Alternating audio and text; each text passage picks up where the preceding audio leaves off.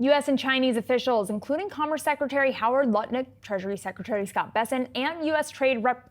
Jameson Greer are in London Monday for trade negotiations as both nations work to reach a deal while hefty reciprocal tariffs are paused.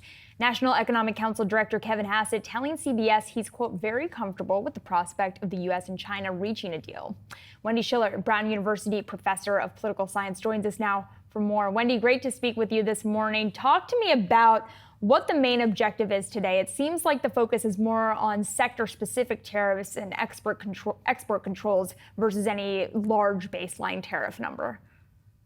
The main objective is to get a deal that does not disrupt the supply chain for really important and what we call rare minerals, or sort of materials that we have come to rely on China for things that we ourselves rely on in our daily lives, like our cell phones, among other things. And so, the tariffs that we're putting on China, and then, of course, China's response, which is to deny us potentially access to the things that we need, particularly manufacturers, that's a really dangerous combination with the Trump administration, because prices will go up and then there'll be sort of blocks or, scarcity in the supply chain. And, COVID was now almost 5 years ago, more than 5 years ago, but people remember not being able to get things. They remember having to pay more for things. And those supply chain effects lasted well after people sort of got out of lockdown in COVID. So the Trump administration has a very delicate balance now between its tariff policy, its stated goals of returning manufacturing to the United States,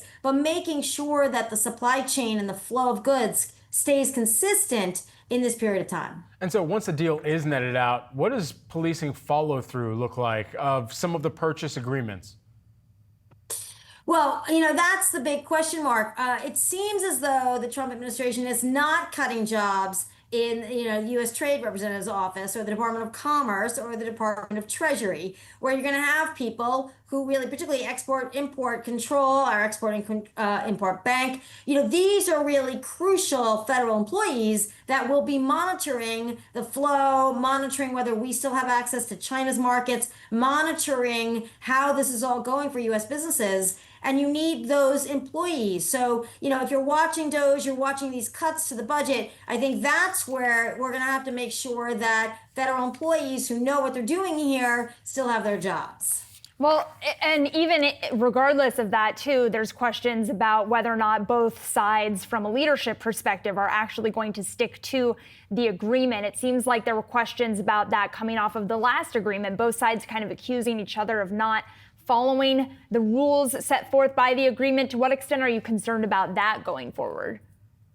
Well, just from a snapshot perspective, it seems as that, China really has very strong leverage in this particular area because of the value of the commodity that we rely on. And so they want to use that to leverage the tariffs that Trump has put on lots of other things from China, where we may not be as dependent on that, where we can absorb, at least the Trump administration is saying, we can absorb the additional costs on those goods coming in from China. Consumers will still buy them and businesses can still survive. So this is where China, this particular today, what they're talking about, they have the leverage here because it's a commodity that we really want and need. But in the other trade negotiations, the Trump administration is trying to figure out how far they can go to push China to open markets, reduce all sorts of things, in property theft, intellectual property theft, the kinds of things we've been complaining about since the first Trump administration. That's where the U.S. thinks it has an advantage. But for today, China seems to be more in the driver's seat. Wendy, I think it's been remarkable as well to see the spate of CEOs, the handful of them that have made multiple trips, knowing where trade representatives from the U.S. are going to negotiate, whether that be in the president's Middle East trip or whether that be the fact that Jensen Huang is also in London right now. How much say or influence do you suspect that some of the corporate America profiles and CEOs also have in these negotiations that are taking place?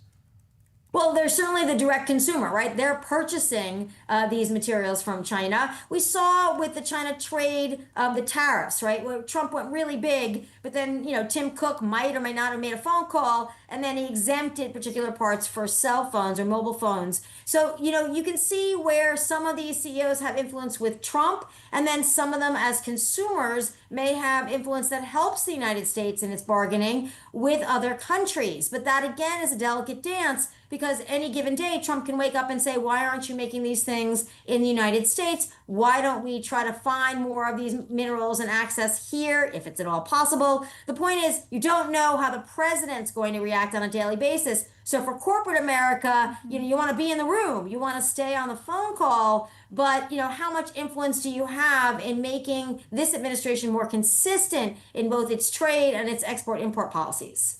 And I'm also curious, we've seen shipment data from China indicating that it's continued to trend down regardless of the pause in any of those more severe tariffs on Chinese imports. What do you make of that, given that we are in the middle of that lowered tariff rate with China?